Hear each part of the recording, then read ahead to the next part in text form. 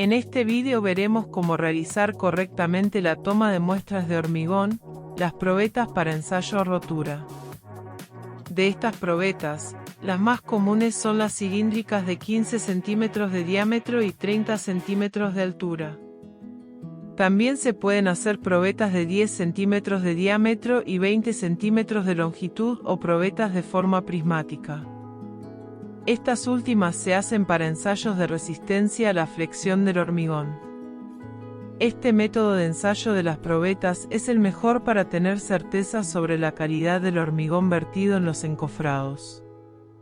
Es fundamental realizar estas probetas para asegurarnos de la calidad del hormigón utilizado, a poco de realizado, y no que después aparezcan problemas, o incluso el colapso de la estructura, por una mala calidad del hormigón. Los moldes para confeccionar las probetas pueden ser de hierro fundido, chapa plegada, fundición de aluminio o plásticas descartables. Los moldes deben ser lo suficientemente resistentes para que no se deformen al realizar el llenado. Deben ser herméticos, para que no pierda agua de amasado el hormigón, y tampoco deben absorber dicha agua. Por cada muestra de hormigón, se deben realizar un mínimo de 2 probetas. Esto se debe a que, al ensayarlas, si una falla y da un mal resultado, se tiene otra para verificar si toda la muestra no responde a los requisitos, o fue solamente una falla del ensayo. La toma de la muestra se debe realizar después que el camión hormigonero descargue un mínimo de 1/4 de metro cúbico y 1/4 de metro cúbico antes de que se termine de volcar todo el hormigón. La muestra debe tener un volumen de 30 litros para poder realizar bien las probetas. Más allá de lo que se hace habitualmente, de tomar la muestra antes de agregar agua al hormigón, esto no se debe hacer. La muestra se debe sacar después del agregado de agua o fluidificantes a la masa de hormigón, para tener seguridad del hormigón volcado en los encofrados. Primero ubicaremos los moldes de las probetas en un lugar a resguardo, donde no se las mueva por 24 horas, después lubricaremos su interior con líquido desmoldante o gasoil. Antes de empezar a llenar los moldes, realizaremos un remezclado enérgico de la muestra, asegurándonos que quede bien homogeneizada. El llenado de los moldes se realiza en 3 capas, realizando su compactación con 25 golpes, introduciendo en el hormigón una varilla de hierro liso de 16 milímetros de diámetro, con su punta redondeada. En la primera, se debe tener cuidado de que la varilla no golpee en el fondo del molde. El mínimo es realizar 2 probetas por camión, pero se pueden realizar más, siempre de a pares, para poder ensayar las mismas a 7, 14 o 28 días. Cuando se requiera, por cuestiones de avance de obra, desapuntalar las estructuras antes de los 28 días, debemos tener ensayo de probetas, para asegurar la resistencia del hormigón al desapuntalar.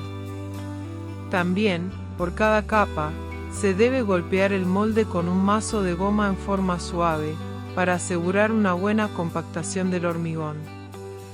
La varilla de hierro debe tener la punta redondeada, para evitar que arrastre el agregado grueso, la piedra, al realizar la compactación. En las 2 capas siguientes, la varilla debe atravesar toda la nueva capa, e ingresar 2 centímetros en la capa inmediata inferior. Es importante realizar una buena compactación del hormigón, si no lo hacemos la probeta dará un resultado erróneo, lo que nos acarreará muchos inconvenientes.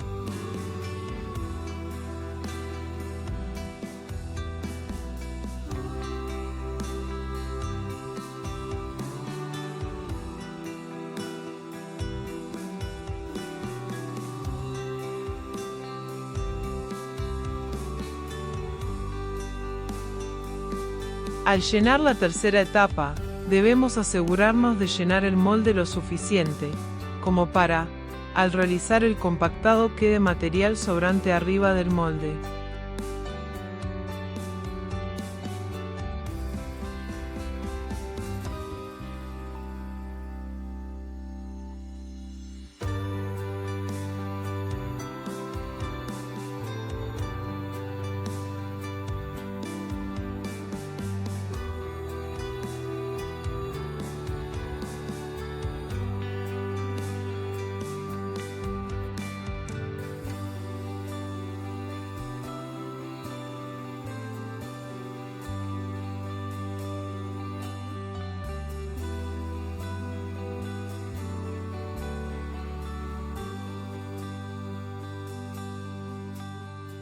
Una vez llena y compactada la última capa, enrasamos la superficie, utilizando la misma varilla o una llana metálica. La superficie debe quedar uniforme y lisa. Después de terminado el llenado, se deben proteger las probetas. Algunos moldes tienen una tapa de plástico para protegerlas. Si no se las posee, debemos protegerlas con una bolsa plástica, cuidando de no alterar la superficie de las mismas. Antes de cubrirlas, debemos identificar con un número correlativo cada una de las probetas realizadas en toda la colada de hormigón. Con ese número de probetas se debe confeccionar una planilla en donde figure número de probeta, tipo de hormigón, asentamiento registrado, número de remito del camión hormigonero, sector de la obra donde se descargó dicho material y fecha de confección de la muestra. Transcurridas 24 horas desde el moldeo, podemos desmoldar las probetas. Con sumo cuidado de no golpearlas o romper sus aristas, las retiramos de los moldes.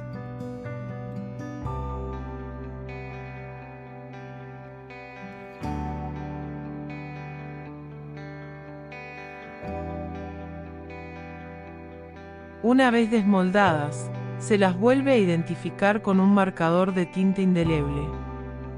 Consignaremos el número de probeta, tipo de hormigón, obra a la que corresponde, empresa que realizó la obra, fecha de moldeo y fecha de ensayo. Todos estos datos son solicitados por los laboratorios de ensayo de materiales para poder identificar a quién corresponde cada ensayo.